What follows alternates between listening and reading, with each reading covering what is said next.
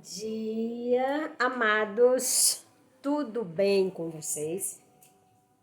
Espero em Deus que esteja tudo bem. Eu desejo a vocês um ótimo dia, uma semana maravilhosa, ok, meus amores? Como vocês sabem, esta será uma semana de revisão. Nós iremos revisitar o capítulo 3 e conversarmos um pouco. E a nossa conversa será fluida. Sabe o que a professora quer dizer quando diz isso? Será uma conversa de fácil compreensão. Sabe por quê? Porque nós iremos conversar sobre algo que nós sabemos, meus amores. Porque vocês já estudaram, então fica muito mais fácil. É melhor quando conversamos sobre algo que dominamos, que temos o conhecimento. Por isso que vai ser bem fluida, leve, de fácil compreensão. Porque nós iremos conversar sobre algo que já sabemos, não é?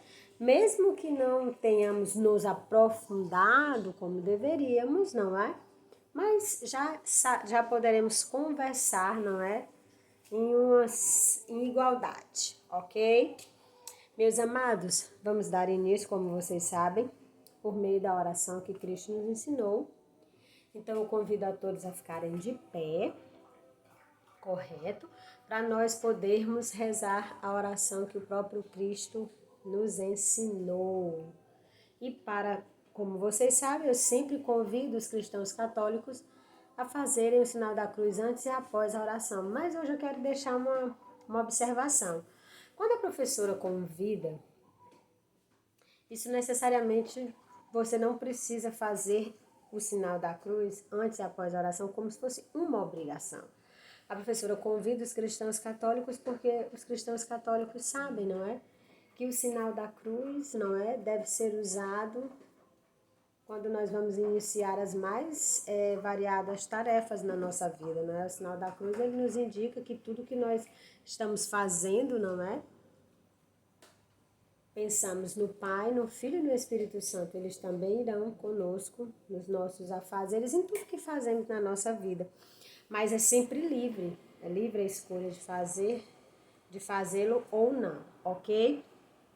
Então, no Pai Nosso, hoje, eu particularmente, a professora Jusileide, eu como professora, meus amores, não poderia não falar sobre o assunto mais comentado atualmente. Não se preocupem, não será a Covid. Mas eu vou colocar nesse Pai Nosso a frase que mais ecoa no planeta atualmente. I can breathe. Aquela frase que o George Floyd falava tanto, não é? Pedindo para respirar porque ele não estava conseguindo respirar. Eu fiquei me questionando, vendo a cena, me questionava. E se por um minuto o policial, não é, tivesse esquecido, não é, de todas aquelas regras, e se naquele segundo ali, foram 8 minutos e 6 segundos, ou 26 segundos, e se ele tivesse deixado a humanidade dele falar, e se ele tivesse tirado o joelho, se ele tivesse usado a sabedoria de Confúcio, que diz, não é, como vocês vão ouvir no vídeo, que vocês já vão assistir ou já assistiram, quando a melhor maneira de se conviver em casa é quando as pessoas se entendem, se compreendem, se respeitam. Se ele tivesse tirado o joelho, se ele tivesse ouvido aquela frase, se a cor da nossa pele não fosse um determinante, não fosse um critério, não é, de seleção, se nós pudéssemos não nos deixar levar por cor de pele, quão diferente seria esse mundo, quão mais harmônico e melhor para viver, não é, meus amores? Então eu coloco nesse Pai Nosso esse meu desejo. Eu quero que o mundo respire, não é? O vírus ataca o nosso pulmão e nos impede de respirar. O preconceito e a discriminação sufoca todos nós. É um agente externo a nos sufocar. e é um agente que pode tomar a decisão de não nos sufocar. Porque ele não sufoca só aquele que está deitado e que não pode se defender, ele está sufocando a ele mesmo, porque ele sufoca a humanidade. Faz com que a humanidade inteira sucumba a um gesto impensado, que ele se negou a refletir sobre ele. Então, meus amores, vamos fazer a oração do Pai Nosso e pedir a Deus a graça, não é? De que todos nós, todos, brancos, pretos, amarelos, pardos, possamos respirar. Vamos dar início à nossa aula em nome do Pai, do Filho e do Espírito Santo. Amém. Pai nosso que estás nos céus, santificado seja o vosso nome. Venha a nós o vosso reino. Seja feita a vossa vontade, assim na terra como no céu. O pão nosso de cada dia nos dai hoje. Perdoai as nossas ofensas, assim como nós perdoamos a quem nos tenha ofendido. E não nos deixeis cair em tentação, mas livrai-nos do mal. Amém. Em nome do Pai, do Filho e do Espírito Santo. Amém. Meus amados, a leitura que faremos hoje encontra-se no livro de Mateus. Mateus é um dos evangelistas. Então, isso quer dizer que você vai encontrar essa leitura no Novo Testamento.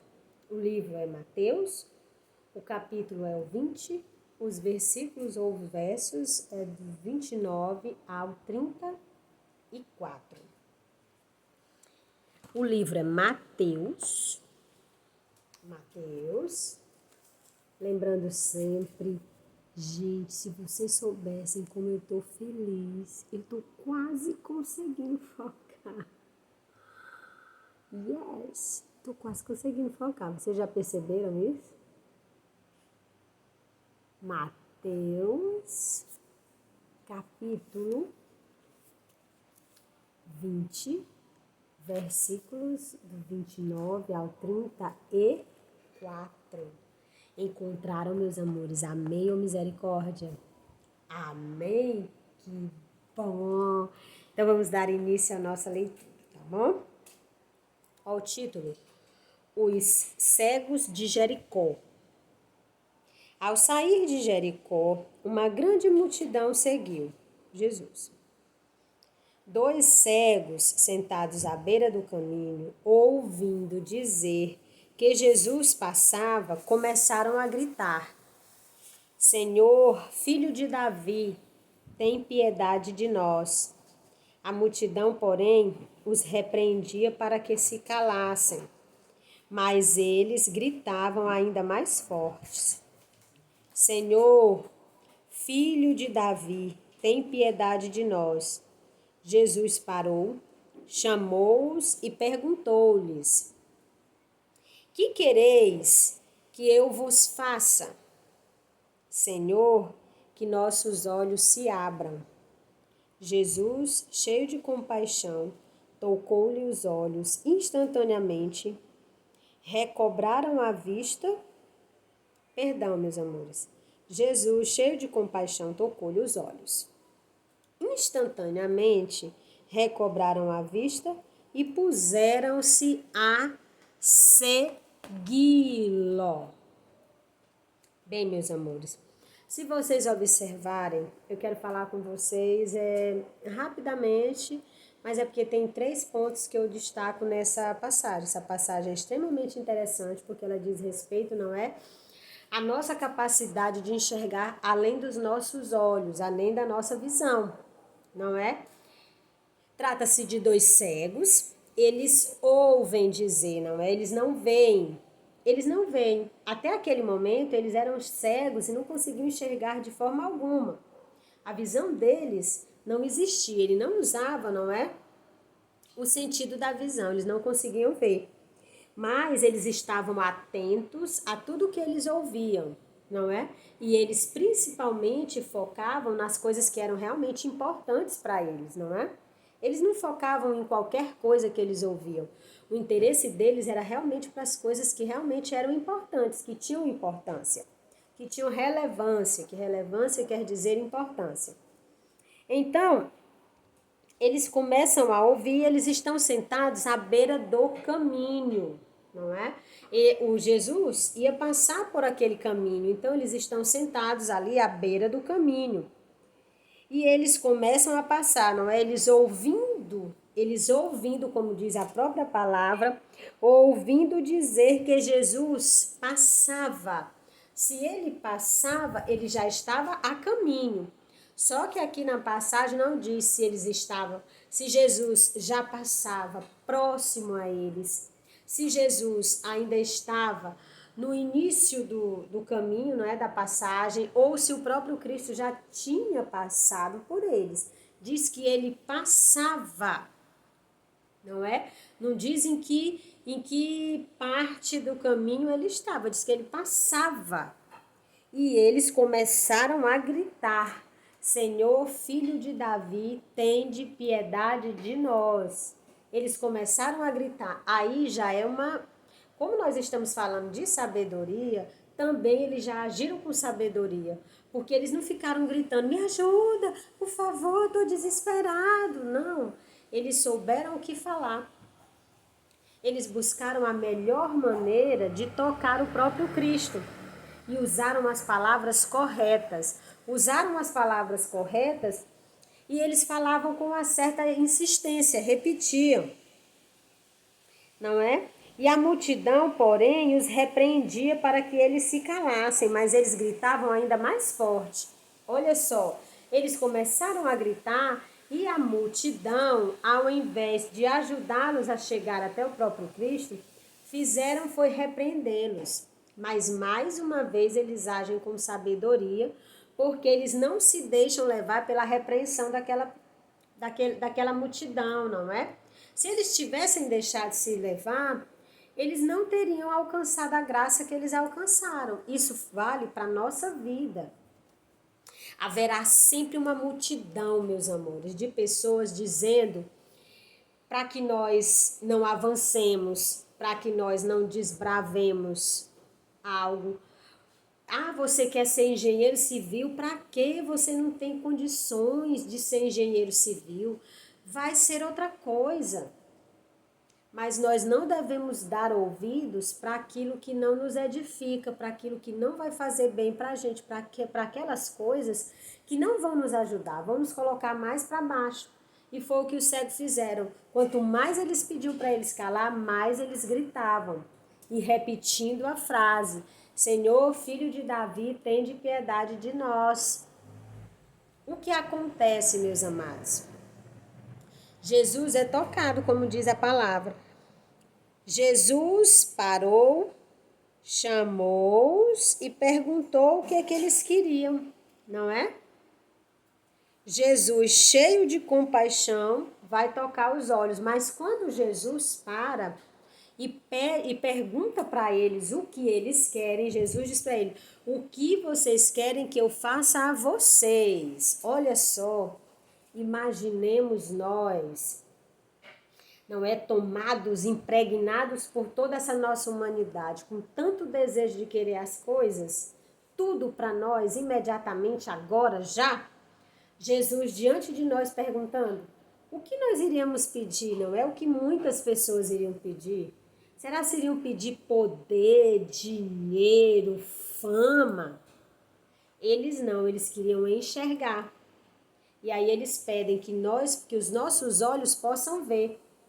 E o final do texto ainda é um belo exemplo de sabedoria também, porque lá no final, olha o que diz o último versículo: Jesus, cheio de compaixão, tocou-lhe os olhos. Instantaneamente recobraram a vista e puseram-se a segui-los. Vejam bem, a condição daqueles dois homens era não enxergar, eles eram cegos até aquele momento.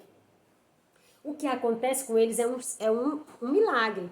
Mas veja que outro exemplo de sabedoria.